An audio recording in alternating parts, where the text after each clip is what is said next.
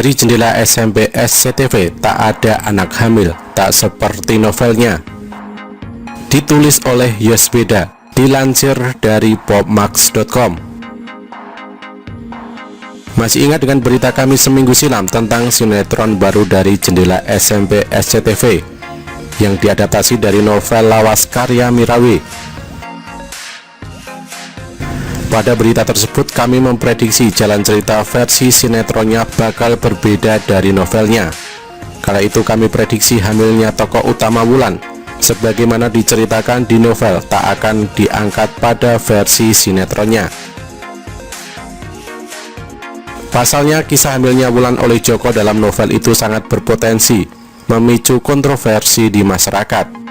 Bagaimana tidak, Wulan dan Joko pada novel berjudul sama dengan versi sinetronnya itu dikisahkan duduk di bangku SMP atau masih anak-anak.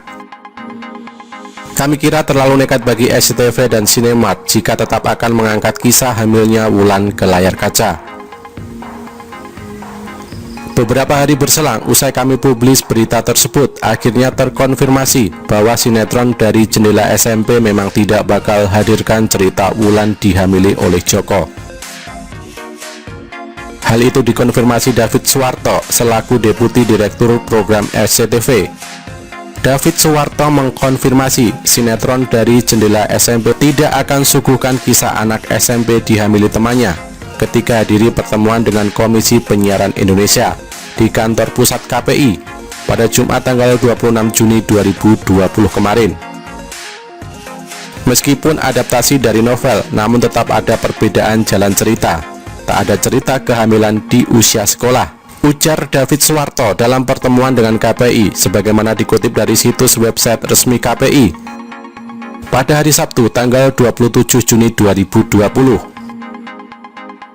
Mimah Susanti selaku Koordinator Bidang Pengawasan Isi Siaran KPI mengatakan, pertemuan KPI dengan SCTV adalah langkah preventif setelah sinetron dari Jendela SMP ramai diperbincangkan di media sosial terkait ada tidaknya cerita gadis SMP hamil.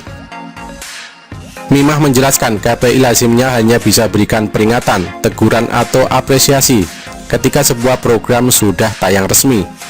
Bagaimanapun, KPI hanya bertindak setelah tayangan tersebut disiarkan di televisi, ungkap Mimah. Lebih jauh, lanjut Mimah, KPI tetap akan mengawasi penayangan dari Jendela SMP sesuai dengan pedoman perilaku penyiaran dan standar program siaran. Meski pihak SCTV sudah memastikan tidak bakal ada cerita anak sekolah hamil, sekedar diketahui dalam pertemuan dengan KPI tersebut, David Suwarto dari SCTV didampingi juga oleh Corporate Secretary SCM Gilang Iskandar, Margareta Putri selaku Head of Corporate Relation SCM, dan Uki Hastama selaku Corporate Relation SCM.